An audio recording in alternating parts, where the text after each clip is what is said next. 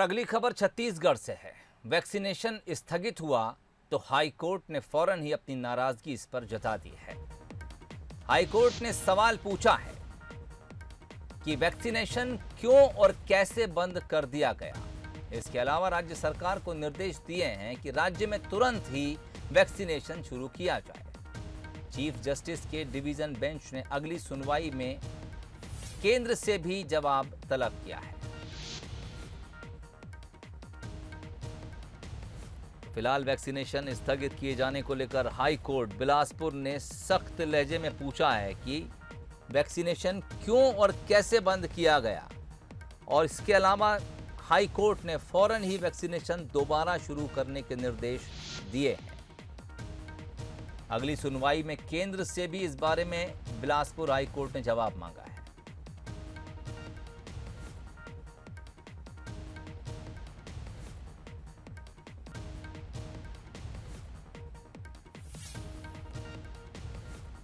सीधे रुख करेंगे रायपुर की तरफ। विशेष संवाददाता मोहन तिवारी इस वक्त हमारे साथ जुड़ गए हैं। मोहन, यकीनन जो शब्द इस्तेमाल किए हैं बिलासपुर हाई कोर्ट ने, उसमें तलखी है, उसमें सख्ती है, और उसमें यह भी जवाबदेही तय करने की कोशिश की गई है कि दरअसल जिस चीज़ की ज़रूरत लोगों को है, क्यों स्थगित कर दी जाती है, क्यों रोक दी जाती है। जानना चाहेंगे क्या कुछ राज्य सरकार से कहा है और क्या कुछ केंद्र से जवाब मांगा है हाई कोर्ट ने।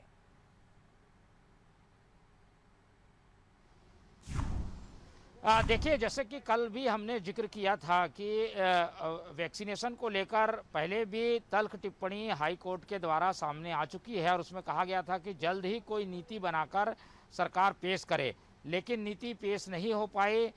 ये जरूर हवाला दिया गया है राज्य सरकार की ओर से कि वैक्सीन कम आ रही है। तो हाई कोर्ट ने इस बात में चिंता व्यक्त भी की है कि क्यों कम आ रही है, कितना अनुपातिक रूप से आवश्यकता है और कितनी वैक्सीन हमारे पास कम है। लेकिन कोई नीति नहीं बनने की वजह से उन्होंने एक नया डायरेक्शन दिया है कि 1:3 का फार्मूला अपनाते हुए, यानी कि अंत्योदय कार्डधारी, गरीबी रेखा के कार्डधारी और APL कार्डधारी सबको शामिल करते हुए वैक्सीनेशन जो है वो लगाने की नीति बनाई जाए। उम्मीद की जा रही है कि आज शाम तक ये नीति जो है वो घोषित हो जाएगी। तो हाई कोर्ट ने जो पहले नाराजगी जताई थी उसका कोई संतोषजनक जवाब नहीं आने के बाद ये फैसला अपनी ओर से दिया है, निर्देश दिया है, एक तरीके से गाइडलाइन दी है कि जो लोग गरीबी रेखा के नीचे आते हैं, APL कार्डधारी हैं, उनको भी वैक्सीन लगाने का अधिकार है, यानी सामान्य वर्ग के लोगों को भी। तो उस फार्मूले के तहत उनको भी प्राथमिकता दी जाए और 1:3 के फार्मूले में जो है वैक्सीन लगाई जाए। मेरे बाईं ओर आप देख रहे होंगे कि ये जब ऑर्डर आया है तो BJP के कार्यकर्ता यहाँ पर काले गुब्बारे लेकर पहुँचे हुए हैं और जो वैक्सीन इनका मौलिक अधिकार है ये बताते हुए ये जो विरोध है वो ये कर रहे हैं और इनकी मांग है कि वैक्सीनेशन का जो प्रोग्राम स्थगित किया गया है उसे शुरू किया जाए, और इसीलिए ये काले गुब्बारे सरकार को दिखाते हुए यहाँ पर छोड़ने की तैयारी है। तो भाजयुमों का प्रदर्शन भी शुरू हो चुका है और इनके इस प्रदर्शन को बल इस बात से मिला है कि हाई कोर्ट ने भी तल्ख टिप्पणी कर दी है और उसके बाद ये लोग विरोध करते हुए जल्द से जल्द वैक्सीनेशन अभियान शुरू करने की मांग कर रहे हैं। लेकिन सरकार का तर्क है क्योंकि वैक्सीन कम आ रही है इसलिए एक साथ शुरू करना मुश्किल है। फिलहाल ये प्रदर्शन आप सामने देख पा रहे हैं जिसमें कोरोना गाइडलाइन का पालन करते हुए कम संख्या में ही सही लेकिन भाजपा कार्यालय में ये प्रदर्शन हो रहा है, जहां पर काले गुब्बारे अब से कुछ ही देर में ये सारे कार्यकर्ता छोड़ेंगे। यहाँ पर जो प्रदेश अध्यक्ष हैं उनसे हम बात करने की कोशिश करते हैं। भाजयुमो के अमित साहू, क्या बताना चाह रहे हैं आप लोग, ये काले गुब्बारे लेकर क्यों आए?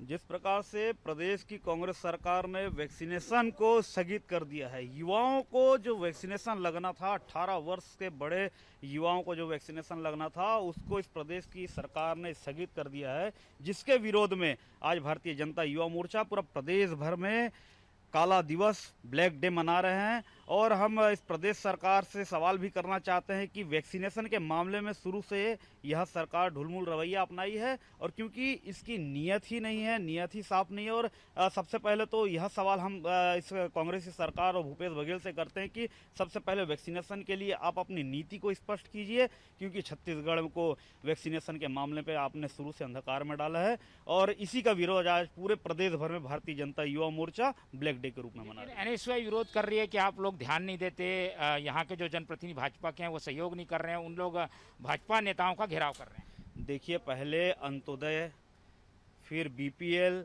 फिर एपीएल, यह एक मात्र भूपेश बघेल का छलावा था।